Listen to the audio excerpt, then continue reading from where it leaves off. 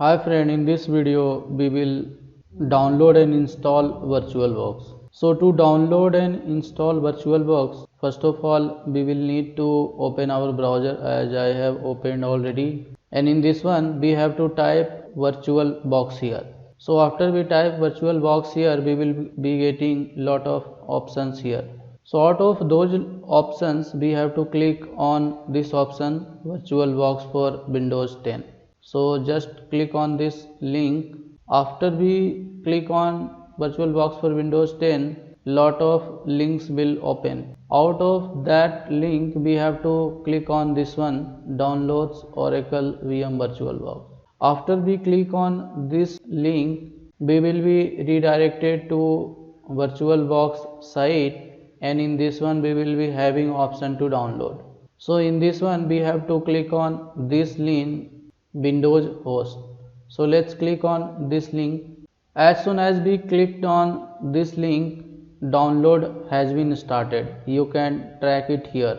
So this is currently in progress. So the download has been completed, and to install this one we have two options. Either straight away we can click here or we can go to the folder. So I will be click on show in folder. So after I have clicked on that one, I have redirected to download folder, and in this one we can see the downloaded file. And to install this one we have to right click on this one and we have to click on run as administrator. So let's click on this one, and after that we got one pop-up to confirm, and we will be getting this window first of all. In this one we have to click on next, and again here we will be having option to change the location where we want to install. We have also other options like virtual USB support, networking support, bridged networking, host only networking. So if we don't want any one of these, then we can select options according to our requirement. As of now I will keep everything as it is, and we will click on next. So after I have clicked on next, again we have different check boxes to enable, and by default all of them are enabled. So in this one we have create start menu entries, create shortcut on desktop, create shortcut on quick launch bar, register file associates.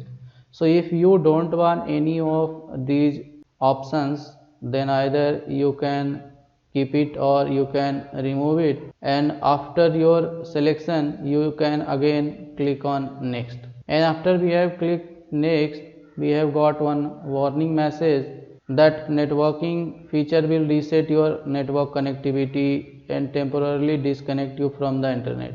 So we have to just ignore this message and we have to click on yes. So let's click on yes, and after we have clicked on yes, now we have to click on install. Then our installation will begin from here. So after I have clicked on install, installation has been started. So we have to wait, and installation has been finished very quickly. Now after we click on finish, so VirtualBox will be started. So let's click on finish. So after I have clicked on finish, so this type of window will open. So this is the first time when we install any VirtualBox, we will be getting such window. In this one we have different options. We can click on file. In this one we have different options, and after that we have machine and we have help. And to create any new virtual machine we have to go to machine, and in this one we have to click on new.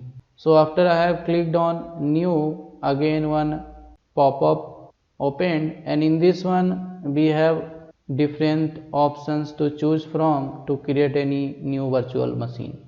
So first of all we have to give any name to the virtual machine, and after that we have to select the folder where we want to install the virtual machine. So by default it is installing in C drive, and this is installing in this folder.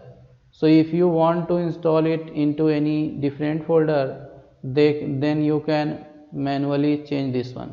And after that we have type option. In this one we can select the type of operating system. So by default it is Microsoft Windows And apart from this, we have Linux, Solaris, BSD, IBM OS 2, Mac OS X and other. And at last we have to select the version. So every operating system has some version. So for example, if I am selecting Microsoft Windows, so in Microsoft Windows also we will be having different options like 98, ME, NT, NT4, 2000, XP, 2003, Vista, 2008, 7 and 10. And likewise, if I am selecting any other thing like Linux, so in Linux also we will be having lot of options. Likewise, if I am selecting Solaris, so in Solaris also we will be having options. In BSD also we will be having options.